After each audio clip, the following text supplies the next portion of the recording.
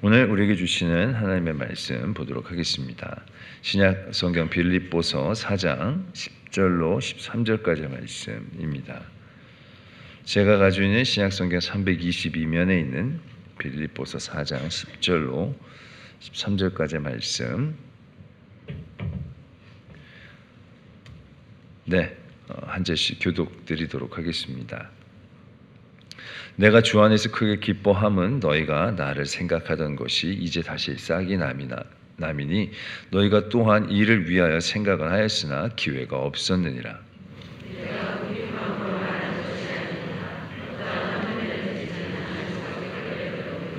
나는 비천에 처할 줄도 알고 풍부에 처할 줄도 알아. 모든 일 곧 배부름과 배고픔과 풍부와 궁핍에도 처할 줄 아는 일체의 비결을 배웠노라.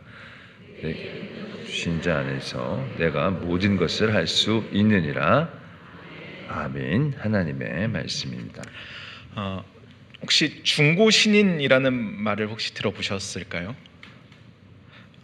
중고와 신인은 조금 이렇게 상반되는 의미이죠. 근데 인터넷 사전에 따르면 이 의미는 신인이 아니지만 새삼스럽게 주목받기 시작한 사람을 비유적으로 이르는 말이라고 합니다.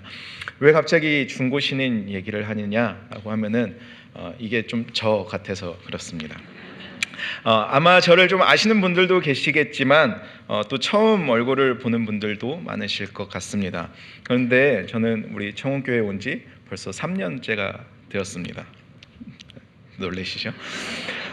21년도에 이렇게 와서 전도사로 와서 여기서 목사 안수도 받고 이렇게 청년부 준전임으로 계속 사역을 해왔습니다. 그러다 보니까 이렇게 성도님들과 마주칠 일이 많지는 않았던 것 같습니다. 그래서 부목사가 되어지고 교회 이곳저곳 로비들을 다니다 보니까 요즘 계속 자주 듣는 말이 있습니다. 우리 교회 새로 오신 목사님이십니까? 라는 얘기입니다. 3년 되었지만 중고이지만 신인 같은 사람입니다. 여전히 많은 분들이 새로 오셨나 보다 이렇게 이야기하시겠지만 저도 이곳에 처음 왔을 때 그 마음을 잊지 않고 사역해 나갈 수 있도록, 또 여러분들도 혹시 기억이 나시면은 기도해 주시면 감사하겠습니다. 그래서 오늘 설교하는 것이 굉장히 떨립니다. 여기서 설교하는 것이 오늘이 처음은 아니지만 처음 하는 것보다 더 떨리는 것 같습니다. 그러나 오늘도 하나님께서 주시는 그 말씀이 저와 여러분을 또 깨우는 시간이 되어지길 간절히 소망합니다. 2022년에 발표된 한 자료를 보았는데요. 그 주제가 삶의 만족도에 관한 주제였습니다. 2019년부터 21년까지 3년 동안 이루어진 그런 조사였는데요. 물론 이 시간이 코로나 기간이 상당히 겹쳐져 있어서 조금은 다를 수도 있겠지만 우리나라만이 아닌 전 세계적으로 조사를 했던 내용입니다. 그래서 이 조사에 참여된 나라가 38개 국가가 있었는데요. 우리나라가 몇 등 정도 했을 것 같으세요? 38개국 중에? 네. 10점 만점 중에 평균이 6.7점이었고요. 우리나라가 5.9점이었다고 해요. 그래서 38개국 중에 36위를 차지했다고 합니다.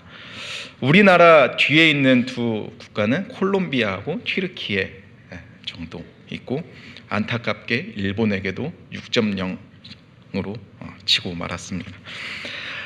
우리나라가 굉장히 잘 사는 나라이고 교육적으로도 경제적으로도 또 문화적으로도 굉장히 발전된 그런 세대를 살아가고 있어 보입니다. 그런데 이상하게 이러한 삶의 만족도, 어떤 행복 지수는 계속 떨어지고 있고 또 자살률은 높아지고 있는 이런 좀 아이러니한 시대 가운데 우리가 살아가고 있는 것 같습니다. 질문해 보겠습니다. 여러분은 여러분의 삶에 만족하십니까? 좀 크게 나올 줄 알았는데 네, 만족하시죠? 근데 이상합니다. 이렇게 물어보면 다 내 삶에 만족한다 그러는데 조사를 해보면 항상 우리 점수는 낮게 나오는 것 같아요. 아마 이 조사 이제 앞으로 좀 청운교회 앞에서 조사를 좀 하면은 우리 점수가 좀 높아질 것 같습니다. 이런 것을 보았을 때 우리의 삶에 만족을 주는 것이 단순히 잘 사는 것이 우리에게 만족을 주는 것이 아님을 보게 됩니다. 우리가 살아가고 있는 이 삶 속에 만족을 주고 행복을 주는 것이 우리가 생각하는 그 잘 사는 것과는 조금 다르다라는 것이죠. 객관적인 기준으로 보았을 때는 잘 살지만 그러나 삶 속에 만족과 행복이 없기도 하고, 객관적인 기준에 따라서는 잘 못 살지만 그러나 그 안에 만족과 행복을 가지고 살아가는 사람들이 많이 있다라는 것이죠.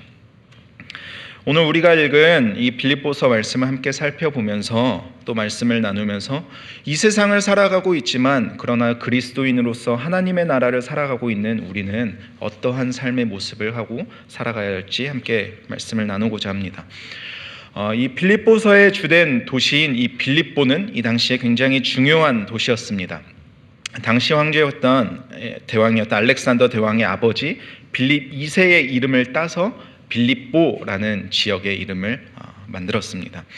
이 도시는 풍부한 금과 은이 있었고 또 교통으로도 굉장히 중요한 도시였습니다. 그래서 지금 가봐도 로마로 향하는 그 길이 아직도 잘 닦여져서 이렇게 유적으로 잘 남겨져 있는 것을 지금도 볼 수 있습니다. 이 빌립보라는 도시는 큰 도시는 아니었지만 로마에서 특별히 이렇게 관리했던 지역입니다. 그래서 식민 도시였지만 그 빌립보 지역 사람들에게 로마의 시민권을 주는 그런 특권을 누릴 수 있게 해 주었습니다. 로마의 시민권을 받는다는 것은 다른 말로 하면은 그 당시 로마의 황제에게 숭배해야 되는 것, 그 로마의 황제를 나의 주로 고백해야 하는 것이었습니다. 그런데 빌립보 그 사람들 입장에서는 우리에게 로마의 시민권을 주었는데 로마의 황제를 주로 섬기는 것, 그것이 그렇게 부담스러운 일, 또 부대끼는 일은 아니었을 것입니다. 그러한 시대를 살아가고 있는 이 빌립보 도시에 사도 바울이 전도 여행을 떠나게 됩니다. 방문하게 됩니다. 사도행전 16장에 보면은 사도 바울이 그 지역을 방문했던 그 일들이 기록되어져 있는데요. 사도 바울이 아시아로 가기를 원했지만 성령께서 환상을 보이시며 마게도냐 반대 방향으로 가라 말씀을 하십니다. 이것은 바울의 어떤 개인적인 계획의 변화일 수도 있겠지만 크게 보면은 세계 선교의 변화점이 되어지는 때이기도 합니다. 그렇게 바울이 성령에 순종하여 처음 방문하게 된 곳이 이 빌립보라는 곳입니다. 사도 바울과 일행은 그 지역에서 수일간 지내다가 우리에게 익숙한 자색 옷감 장수 루디아를 이 지역에서 만나게 됩니다. 그리고 루디아의 집이 이 빌립보 지역의 첫 교회가 되어지죠. 이것이 사도 바울과 빌립보 교회와 첫 만남, 첫 시작이 되어집니다. 그리고 바울은 빌립보 지역에서 전도하다가 감옥에 갇히기도 합니다. 그 감옥에서 찬양하고 기도할 때 큰 지진이 나서 발에 묶인 것이 풀려지고 감옥 문이 열리는 그런 하나님의 일을 경험하기도 합니다. 그리고 이곳에서 우리가 잘 아는 사도 바울의 한마디가 나옵니다. 주 예수를 믿으라, 그리하면 너와 내 집이 구원을 받으리라. 사도 바울에게 이 빌립보 지역과 교회는 참 잊지 못할 지역 교회였을 것입니다. 첫 만남부터 사도 바울은 자신의 계획이 있었겠지만 성령께서 안 돼를 외치셨고 또 그 성령의 말씀에 따라 순종하여 방문하게 된 그 도시, 그리고 그 순종하고 성령을 따랐을 때 그의 때에 따라 만나게 되는 사람들, 또 감옥에 갇혔을 때 상상할 수 없었던 방법으로 하나님께서 기적을 베푸시며 그곳을 빠져나오게 하신 일들, 그리고 그 일을 통하여서 빌립보 지역에 권위 있는 사람들, 높은 상관들에게 복음을 전할 수 있는 그 일들도 하게 되었습니다. 그렇게 만남과 교제가 시작된 이 빌립보 교회는 사도 바울의 선교 여행 중에 가장 큰 조력자가 되어졌습니다. 바울의 전도 여행에 필요한 경비를 헌금하기도 했고 그의 선교 사역을 위해 또 가장 깊이 기도하고 가장 깊이 마음을 나눈 그런 교회입니다. 그래서 빌립보서 1장에 바울이 그들을 향한 인사를 하면서 이렇게 이야기합니다. 내가 예수 그리스도의 심장으로 너희 무리를 얼마나 사모하는지 하나님이 내 증인이시다. 이 말을 볼 때 바울 또한 얼마나 그들을 사랑하고 생각하고 있었는지를 볼 수 있습니다. 그런데 이 빌립보서가 쓰여질 당시에 사도 바울은 그렇게 좋은 상황 속에 있지는 않았습니다. 감옥에 갇혀 있는 상황으로 언제 처형을 당할지 당장의 오늘도 내일도 알지 못하는 그런 상황 속에 있었습니다. 복음을 전하다가 내가 악한 일을 한 것도 아닌데 복음을 전하다가 감옥에 간 것 참으로 많이 억울했을 것 같습니다. 인간적인 마음으로도 굉장히 억울했을 것이고 또 하나님 앞에서도 충분히 원망해 볼 만한 그런 상황이었을 것 같아요. 그러나 빌립보서를 통해서 볼 수 있는 사도 바울의 그 고백은 너무나도 위대함을 보게 됩니다. 이러한 상황 속에서도 사도 바울이 빌립보서를 통해서 계속해서 반복하고 있는 한 가지 단어가 있는데요. 그것은 기쁨이라는 것입니다. 이 기쁨은 우리가 생각할 때, 우리가 기뻐할 수 있을 때 하는 기쁨을 넘어서는 기쁨입니다. 고난이 있지만 그 고난을 이겨내는 기쁨, 능동적으로 내가 기쁨의 자리로 가기 위해 애쓰는 그런 기쁨입니다. 사도 바울이 가지고 있었던 이 기쁨을 빌립보 교인들과도 함께 나누는 것을 보게 됩니다. 너희들도 주 안에서 나처럼 기뻐해야 한다라는 것입니다. 아까도 이야기했지만 빌립보 지역은 작은 로마와 같았습니다. 그래서 황제를 숭배하고 황제를 주로 섬겨야 하는 도시였습니다. 이곳에서 황제를 주로 섬기지 않고 예수 그리스도만이 나의 주님이십니다 라고 고백하는 것은 그저 법을 어기는 것을 떠나서 죽음을 각오해야 했던 행동, 고백이었습니다. 그러나 바울은 예수 그리스도를 주로 고백함으로 인해서 받게 되는 고난은 당연한 것이다. 그리고 그것을 넘어서서 고난을 기쁨으로 여길 수 있어야 한다라는 것을 이야기합니다. 복음에 합당하지 않게 살아간다면 고난은 없을 것입니다. 그러나 그것은 그리스도인의 올바른 삶의 자세가 아님을 이야기하고 있습니다. 당시에 그 자리 속에서 문화에 순응하며 살아간다면은 그들은 그래도 좀 편안하고 잘 먹고 좀 만족할 만한 삶을 살아갈 수 있었을 것입니다. 그러나 복음을 들은 사람이, 복음을 믿은 사람이 고난이 없다면 오히려 그것은 수치스러운 일이다 합니다. 복음에 합당한 삶을 살아감으로 인해 얻게 되는 고난은 고난이 아닌 우리의 기쁨이 되어져야 한다라는 것을 선포하고 있는 것이죠. 그래서 사도 바울은 자신의 삶도 내일 어떻게 될지 모르는 그러한 상황 속에서 나는 기쁘다. 그러니 고난받고 있는 너희들도 기뻐해라 라고 선포하고 있는 것입니다. 분명히 눈에 보이는 그러한 상황과 환경은 전혀 기뻐할 수 없는 상황이겠지만 그러나 그리스도와 그 관계 속에서 우리는 기뻐해야 한다라는 것입니다. 그래서 빌립보서를 둘러싸고 있는 가장 큰 두 가지 주제가 있는데요. 하나는 기쁨이고 하나는 고난입니다. 기쁨과 고난은 어울리지 않는 단어이지요. 그러나 이 기쁨과 고난이 세상이 말하는 기쁨, 세상이 말하는 고난의 모습이 아닙니다. 가장 중요한 전제 조건이 있습니다. 그것은 주 안에서 기뻐하는 것이고 주 안에서 받게 되는 고난입니다. 주님 안에서 받게 되는 고난이 있겠지만 그러나 그 고난을 주 안에서 기쁨으로 여길 수 있어야 하는 그 믿음을 이야기하고 있는 것입니다. 그리고 빌립보서 이 결론 부분에 가서 우리가 너무나 좋아하는 이 말씀 한 구절을 발견하게 됩니다. 이 말씀을 싫어하는 분들은 단 한 번도 보지 못했던 것 같습니다. 웃으시죠? 내게 능력 주시는 자 안에서 내가 모든 것을 할 수 있느니라. 혹시 이 말씀을 안 좋아하시는 분들이 계시면 양손 한번 번쩍 들어보시겠습니까? 아무도 없으시죠? 우리 학생 친구들에게도 이렇게 물어봐도 너희들이 가장 좋아하는 성경 구절이 무엇이냐 물어볼 때도 한 30-40% 친구들은 이 말씀을 이야기합니다.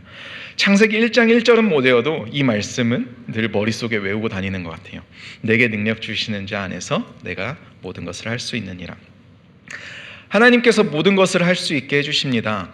이 말씀을 믿으면 수능 1등급도 문제없고 좋은 대학 들어가고 좋은 직장 들어가고 좋은 배우자 만나는 건 아무 문제 없을 줄 믿습니다 라고 내 입맛에 맞게 받아들이는 가장 오해가 되어지는 말씀 중에 하나인 것 같습니다. 이 한 구절의 말씀만 보면은 굉장한 축복의 말씀처럼 보여집니다. 그러나 사도 바울이 이 말씀을 기록하기 위해 앞과 뒤를 살펴보면 사도 바울이 이 말씀 속에서 그가 무엇을 고백하고 있는지 우리는 조금 더 자세하게 볼 수 있을 것입니다. 사도 바울은 빌립보 교회에 보내는 이 편지를 마무리해 가면서 이들에게 전하고자 했던 그 감사한 마음을 나누고 있습니다. 10절 말씀을 보면 내가 주 안에서 크게 기뻐함은 너희가 나를 생각하던 것이 이제 다시 싹이 남이니 너희가 또한 이를 위하여 생각은 하였으나 기회가 없었느니라. 빌립보 교인들은 사도 바울을 위해서 선교 헌금을 모아서 에바브로디도를 통해서 사도 바울에게 전달합니다. 사도 바울의 이 말을 통해서 볼 때 바울과 이 빌립보 교회 교인들과는 어느 정도 좀 소통이 없었던 것 같습니다. 물론 서로에 대한 마음이 있고 사랑을 주고받는 마음들은 있었지만 주고받았던 어떤 편지나 어떤 소식들의 내용이 잠깐 뜸했던 것 같습니다. 그러다가 옥중에 있는 이 바울에게 선교 헌금과 그들의 소식이 담긴 이 편지가 도착한 것이지요. 사도 바울은 너무나 기뻤습니다. 그러나 그 기쁨은 헌금을 받았다는 그 물질적인 것의 기쁨이 아닌 그들이 여전히 나를 기억해주고 나를 위해서 기도해주고 있음을 알게 되었기 때문입니다. 사도 바울은 빌립보 교인들의 형편을 잘 알았을 것입니다. 빌립보 교회의 교인들은 형편이 여유롭지 않은 이방인들이 있었고 그리스도인으로 그 빌립보 지역에서 살아가는 것이 무척이나 어려웠던 것을 이미 알고 있었을 것입니다. 그럼에도 그들이 자신을 다시 기억해주고 선교 헌금을 보내준 것을 감사의 표현을 하는 것이지요. 바울에게는 어떤 육체적인 체험을 준 것보다 영적으로 우리가 여전히 함께하고 있음을 바라보면서 그것이 가장 큰 기쁨이 되어졌다라는 것입니다. 그러면서 사도 바울은 이어서 이야기합니다. 11절 말씀에 내가 궁핍함으로 말하는 것이 아니니라 어떠한 형편에든지 나는 자족하기를 배웠노니. 당시 철학자들에게 가장 중요하게 여겨지는 덕목 하나가 있었습니다. 그것은 만족이었습니다. 어떠한 상황이나 환경에 영향을 받지 않는 그런 만족을 누리는 것, 자기 안에서 만족을 누리는 것. 그래서 철학자들은 크게 기뻐하지도 않고 크게 슬퍼하지도 않고 풍요를 추구하지도 않고 그렇다고 궁핍을 추구하지도 않았습니다. 다른 사람들에게 도움을 받지도 않고 도움을 주는 것도 꺼려했습니다. 그러한 상태를 원했습니다. 사도 바울은 그 당시에 그렇게 유행했던 한 철학자들의 말을 그 단어를 사용합니다. 그리고 자신 또한 나는 만족한다, 나는 자족한다 말합니다. 그러나 그 철학자들과 바울 사이에 가장 큰 차이점 하나가 존재합니다. 철학자들은 그들 스스로 자신들의 만족감을 찾아가기 위해 애썼고 세상을 살아가지만 마치 이 세상을 초월한 사람들처럼 살아가기 위해 애썼습니다. 그러나 바울의 자족함은 무엇입니까? 내게 능력 주시는 자 안에서 내가 모든 상황 속에서 만족하는 것, 자족하는 것, 그것을 이야기합니다. 바울 스스로 얻어낼 수 있는 그런 만족이 아닌 예수 그리스도 안에서만 얻어질 수 있는 만족을 이야기하고 있죠. 사도 바울의 삶을 조금 돌아보면은 그의 삶이 굉장히 파란만장했음을 생각해 볼 수 있습니다. 로마의 시민권을 갖고 있었고 좋은 학문을 배웠고 지식과 어떤 권력과 부도 갖고 있는 풍요로운 삶을 살아왔습니다. 예수님을 만나기 전까지 그는 그의 행동이 의라 여겨졌고 그 의를 행하기 위해 열심을 다했습니다. 부족한 것 없이 못난 것 없이 모든 것에 만족하고 풍요로운 삶을 살았을 것입니다. 그러나 예수님을 만나고 진짜 복음을 만나고 그의 삶은 복잡해지기 시작합니다. 내가 가지고 있던 모든 것을 내려놓으면서 그것을 배설물로 여기기 시작합니다. 내가 가지고 있던 그 지식도 권력도 부도 모든 것이 헛된 것임을 깨닫습니다. 복음을 들고 방방곡곡 뛰어다니기 시작합니다. 그러다가 옥에 갇히기도 하고 돌로 맞고 태장으로 맞고 파선하고 굶주리고 죽을 뻔한 위험을 수없이 마주합니다. 바울의 삶을 보면 예수님을 만나기 전의 삶이 충분히 더 만족할 만한 삶이었을 것입니다. 적어도 세상의 기준으로 보았을 때는 그러합니다. 그러한 자신의 삶을 돌아보며 또 그에게 지어진 이 빌립보 교회에서 온 이 선교 헌금을 보며 이렇게 고백합니다. 12절 말씀에 나는 비천에 처할 줄도 알고 풍부에 처할 줄도 알아 모든 일 곧 배부름과 배고픔과 풍부와 궁핍에도 처할 줄 아는 일체의 비결을 배웠노라. 빌립보 교인들이 자신을 생각하고 기도하며 보내준 이 선교 헌금이 너무나 귀한 것임을 압니다. 그러나 바울의 삶에는 물질의 있고 없음이 자신의 삶에 중요한 것이 아님을 고백합니다. 있으면 있는 대로 복음을 위해 사용하였고 없으면 없는 대로 복음을 전하는 일에 소홀히 하지 않았습니다. 그에게는 물질의 있고 없음이 자신의 삶의 만족, 자족에 큰 문제가 되어지지 않았습니다. 내 삶에 필요한 것이 잘 채워져 있을 때 우리는 넘치지는 않아도 부족하지 않을 때 내 삶에 만족한다라고 고백하는 것이 어렵지 않습니다. 그런데 없을 때는 만족하기 쉽지 않습니다. 누울 곳, 먹을 것, 입을 것이 쉽게 말해 의식주가 잘 채워지지 않을 그때에 우리는 내 삶에 만족한다라고 말하는 것이 솔직히 불가능에 가깝습니다. 그런데 바울은 비천에도 배고픔에도 궁핍에도 그 안에서 살아갈 수 있는 일체의 비결을 배웠다라고 합니다. 바울이 말하고 있는 이 비천함, 배고픔, 궁핍은 단순히 육체적인 결핍만을 의미하고 있지 않습니다. 또 그 당시 철학자들이 이야기하는 것처럼 이 세상을 초월해서 살아가는 그러한 단계를 이야기하는 것도 아닙니다. 이것은 외부에서 갑작스럽게 찾아오게 되는 그러한 가난을 의미합니다. 그리고 육체적인 것을 넘어서서 정신적으로 피폐해질 수 있는 그런 상황들, 그런 상태를 의미하기도 합니다. 그러한 모든 상황 속에서 어떻게 살아가야 할지를 나는 배웠다라고 고백하고 있습니다. 사도 바울이 이야기하고 있는 이 배움은 지식의 깨달음이 아닙니다. 누가 가르쳐줘서 알게 된 것도 아니고 철학자들을 통해서 배운 것도 아니고 책을 통해서 배운 것도 아닙니다. 그것과는 다른 의미의 배움입니다. 배웠다라는 단어는 헬라어로 무에오라는 단어를 사용하고 있는데요. 이 성경 안에서 오직 여기에서만 사용된 단어라고 합니다. 그리고 이 단어에서 우리가 많이 들어본 미스테리라는 단어가 이 단어를 통해서 나왔습니다. 이것은 그 당시 어떤 신비 종교에 입문할 때 그 비밀을 알고 그 비밀을 행할 때 묘사했던 사용한 단어라고 합니다.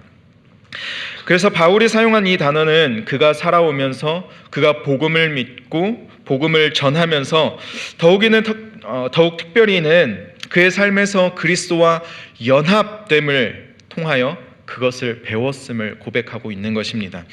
단순히 예수 그리스도를 머리로 알아서 그 안에서 머리로 배우고 알아서 자족하는 것을 배울 수 있는 것이 아니고 내가 살아가고 있는 그 삶 속에서 예수 그리스도와 연합되어졌을 때 그때 예수 그리스도 안에서 만족할 수 있는 것을 만족함을 알게 되는 것을 의미합니다. 예수님의 삶을 돌아보면 그러합니다. 머리 둘 곳이 없으셨고 종종 굶주리기도 하셨고 정처 없이 이 동네 저 동네 돌아다니시면서 그저 복음을 전하셨습니다. 예수님을 반겨주는 사람들도 있었지만 예수님을 죽이기 위해 달려드는 사람들, 시도 때도 없이 시비 거는 사람들, 육체적으로 또 정신적으로 굉장히 굶주린 그런 삶을 살아가셨습니다. 예수님의 삶을 보면은 결코 만족할 수 있는, 자족할 수 있는 삶은 아니었을 것입니다. 그러나 우리는 예수님의 삶이 만족되지 못하는 삶, 자족하지 못한 삶이라 이야기하지 않습니다. 어떤 세상의 기준으로 보았을 때 예수님의 삶을 점수로 매겨보면 0점 아니면은 마이너스의 그런 점수가 될 것입니다. 그러나 하나님 나라의 기준으로 보았을 때는 10점도 부족한 점수이겠지요.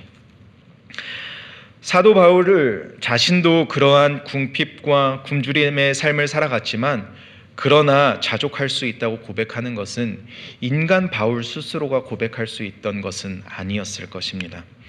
그러나 그가 만족함을 고백할 수 있는 가장 큰 이유는 그의 삶의 가장 큰 이유가 예수 그리스도였기 때문입니다.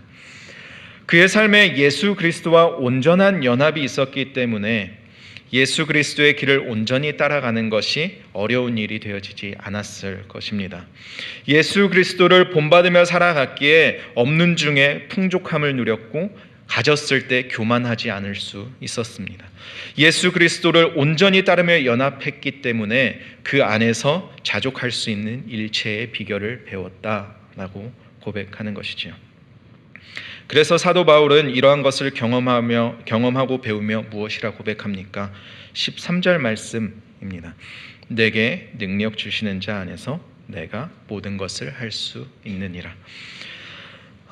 사도 바울이 굶주림과 궁핍과 배고픔 속에서도 또는 배부름과 풍부함 속에서도 자족하며 살아갈 수 있었던 그 유일한 방법은 능력 주시는 자 안에서 살아간 것입니다. 사람의 마음, 사람의 방법, 또 사람의 생각으로는 살 수 없던 모습이겠지만 그러나 그 모든 상황 속에서 모든 것을 채우시는 그 예수 그리스도 능력 주시는 자 안에서 살아갈 때 나는 자족할 수 있다라고 고백하는 것이죠. 바울은 빌립보서 3장 10절에 이렇게 고백합니다. 내가 그리스도와 그 부활의 권능과 그 고난에 참여함을 알고자 하여 그의 죽으심을 본받아. 바울이 자신이 고백하는 것은 단 한 가지였습니다. 예수 그리스도입니다.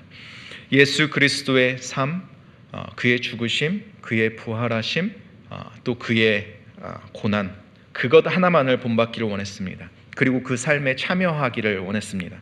그저 그렇게 살아가기를 원한 것이 아니고 그렇게 살아가기 위해 애썼습니다. 예수 그리스도께서 보이셨던 그 도를 온전히 지켜 행하기 위해 그의 모든 삶을 다 바쳤습니다. 죽으나 사나 나는 주의 것입니다 라는 그 고백을 늘 하며 살아갑니다. 그리고 예수 그리스도가 처했던 그 모든 상황들을 몸소 경험하고 체험하며 그 안에서 내 삶에 만족하는 법을 배웠다라는 고백을 합니다. 예수 그리스도의 그 삶을 본받고 그 삶에 참여할 때 어떠한 상황에서든지 예수 그리스도 내게 능력 주시는 그 예수 그리스도 안에서 나는 모든 것에 만족하며 살아갑니다 라고 고백하는 것입니다. 그래서 바울은 스스로 만족하는 것을 배웠다라고 이야기하고 있지만 사실은 예수 그리스도로 만족할 수 있습니다를 고백하는 것이지요. 인간적인 마음으로는 결코 배울 수도 없고 고백할 수도 없는 그러한 바울의 만족의 상태입니다. 그러나 인간적인 방법으로 채울 수 없는 그 비밀을 몸소 행했을 때, 그것을 배웠을 때 나는 예수 그리스도 한 분만으로 만족합니다. 그것을 고백할 수 있는 것이지요. 우리의 신앙도 끊임없이 배워가야 합니다. 설교도 듣고 성경 공부도 하고 이것저것 배워가야 합니다. 그러나 머리로 쌓는 지식뿐만이 아닌 우리의 몸으로 배워가는 것은 더욱 중요합니다. 신앙생활은 그러합니다. 기도라는 것을 배워가겠지만 그러나 내가 기도하면서 그 기도를 통해서 보여주시는 하나님의 마음, 하나님의 뜻을 발견하고 그 기도의 응답을 바라보면서 우리는 기도가 무엇인지 온전히 배워갈 것입니다. 선교라는 것을 배우겠지만 그러나 내가 선교지에 가서 선교를 행할 때 그때야 선교가 무엇인지 배울 수 있습니다. 성경을 배우지만 내가 성경대로 살아갈 때 하나님의 말씀이 무엇을 의미하는지 온전히 배울 수 있게 됩니다. 예수 그리스도의 삶을 배우겠지만 그러나 내가 예수 그리스도의 삶을 본받고 예수 그리스도께서 살아가셨던 그 모습대로 살아갈 때 우리는 진짜 복음이 무엇인지 우리의 몸을 통해서 배울 수 있게 될 것입니다. 머리로 살아가는 그리스도인이 아닌 몸으로 살아가는 그리스도인이 진짜 그리스도인이 될 것입니다. 사랑하는 성도 여러분, 여러분의 삶에 만족하며 살아가십니까? 만족하신다면 무엇으로 인해서 만족하십니까? 부와 명예를 쌓았을 때, 자녀들이 좋은 대학, 좋은 직장, 좋은 배우자를 만났을 때 만족하십니까? 또는 백화점에 가서 내가 원하는 물건을 가격표도 안 보고 구매할 수 있을 때 만족하십니까? 반대로 만족하지 못한 삶을 살아가신다면 무엇으로 인해서 만족하지 못하십니까? 갖고 싶은 것 갖지 못하고 원하는 것들이 채워지지 않을 때 만족하지 못하십니까? 내 옆에 누군가가 나를 힘들게 하기 때문에 만족하지 못하십니까? 채워지고 풍족히 넘쳐나야 하는데 그러지 못할 때 만족하지 못하십니까? 사람을 보며 세상을 보면 우리는 만족할 수 없을 것입니다. 누군가의 가짐을 부러워하며 나의 없는 것을 한탄하는 삶이 되어질 것입니다. 내가 가졌을지라도 나보다 더 많이 가진 이들을 바라보며 그들을 시기하고 질투합니다. 끊임없이 또 쉴 새 없이 변화되어지는 어떤 세상적인 기준의 성공과 부, 그 기준을 따라가다 보면 우리의 삶 안에는 결코 그 만족이 있지 않을 것입니다. 늘 비교하며 내가 없는 것에, 내가 부족한 것에 포커스를 맞추는 삶이 될 것입니다. 제가 좋아하는 찬양 중에 내 안에 가장 귀한 것이라는 찬양이 있습니다. 제가 부르려고 그랬는데요. 제가 부르면은 아는 곡도 모르게 되는 어떤 그런 은사가 있어서요. 나중에 예배 끝나고 한번 유튜브를 찾아보시면 좋겠습니다. 길지 않은 가사인데요. 이렇습니다. 1절에는 내 안에 가장 귀한 것 예수를 알미라. 금, 은보다 더 귀한 것 예수를 알미라. 예수의 이름 존귀한 그 이름, 예수의 이름 능력의 그 이름. 2절 세상 지식보다 귀한 것 예수를 알미라. 내 안에 가장 귀한 것 예수를 알미라. 예수의 이름 존귀한 그 이름, 예수의 이름 능력의 그 이름. 그리스도인에게 가장 중요한 것은 가장 귀한 것은 단 하나만 있어야 합니다. 예수를 아는 것, 존귀한 그 이름을 아는 것, 능력의 그 이름을 아는 것입니다. 세상이 말하는 그 존귀한 것을 갖기 위해 애쓰기보다, 세상의 지식을 쌓아가기 위해 애쓰기보다 우리는 예수 그리스도를 알아가기 위해 더 애써야 하는 것이지요. 그리고 예수 그리스도 안에 살아가기 위해 더욱 애쓰는 것이 그리스도인의 삶입니다. 우리의 삶이 만족되어질 때 우리는 예수 그리스도 안에 있어야 합니다. 혹 우리의 삶이 만족되어지지 않을지라도 우리의 중심은 언제나 예수 그리스도 한 분만이어야 합니다. 예수 그리스도로 살아갈 때 우리는 그 능력 안에서 만족한 삶을 살아갈 수 있을 것입니다. 우리가 예수 그리스도 안에 살아갈 때, 우리에게 능력 주시는 자 안에 살아갈 때 우리는 모든 것을 할 수 있을 것입니다. 그 모든 것은 우리가 원하는 것, 우리의 욕구, 우리가 채우고 싶은 그 모든 것이 아닌 예수 그리스도 한 분으로 만족하는 삶입니다. 풍부할 때, 배부를 때 만족할 수 있는 것. 그러나 비천함과 배고픔과 궁핍 속에서도 만족할 수 있는 것, 오직 예수 그리스도의 능력 안에서만 가능할 것입니다. 만족의 삶을 배워가는 우리가 되기를 간절히 소망합니다. 우리를 만족해 하시는 예수 그리스도 안에 살아가는 우리가 되기를 소망합니다. 그리고 예수 그리스도의 능력 안에 살아가는 우리 모두가 되기를 간절히 소망합니다. 우리 시간 함께 기도하겠습니다. 우리의 삶을 함께 돌아보기를 원합니다. 우리는 우리의 삶을 무엇으로 인해 만족하고 또는 무엇으로 인해 만족하지 못하고 있습니까? 우리의 삶의 행복과 만족의 조건이 무엇입니까? 우리는 주님 한 분만으로 만족한 삶이 되어야 할 것입니다. 그리스도인으로서 고난받는 것을 기쁨으로 여기며 복음에 합당한 삶을 살아가기 위해 애쓰며 그렇게 살아가는 삶 안에 있는 참된 기쁨과 만족을 배우며 살아가야 할 것입니다. 이 시간 우리 함께 기도하실 때 내 삶이 풍부와 배부름에 거할지라도 비천과 궁핍에 처할지라도 그 어떠한 삶의 조건들로 인해서 내 삶의 만족이 좌우되는 것이 아닌 내 안에 계신 내게 능력 주시는 그 한 분을 아는 것이 내 삶의 모든 것이 되게 하여 주시옵소서. 그 능력 안에서 모든 것을 할 수 있는 믿음을 우리 가운데 허락하여 주시옵소서. 우리 이렇게 함께 우리의 삶과 믿음을 놓고 기도하겠습니다. 주님 감사합니다. 오늘도 함께 말씀을 나누게 하여 주시고 빌립보서를 통하여서 우리에게 주시는 그 하나님의 마음과 그 뜻을 발견하게 하시니 감사합니다. 사도 바울이 참 많은 궁핍과 비천함 속에 살아갔지만 그러나 그는 나는 만족한다 라고 고백하는 그 위대한 고백들을 바라보게 됩니다. 그러나 그 만족은 스스로 만족한 것이 아닌 예수 그리스도 안에서 내게 능력 주시는 자 안에서 살아갈 때 우리가 만족할 수 있음을 고백하는 것임을 우리가 바라보게 됩니다. 주님, 우리의 삶을 돌아봅니다. 우리가 없을 때, 우리가 부족할 때, 내가 원하는 것을 갖지 못할 때 우리는 만족하지 못한 삶을 살아가기도 합니다.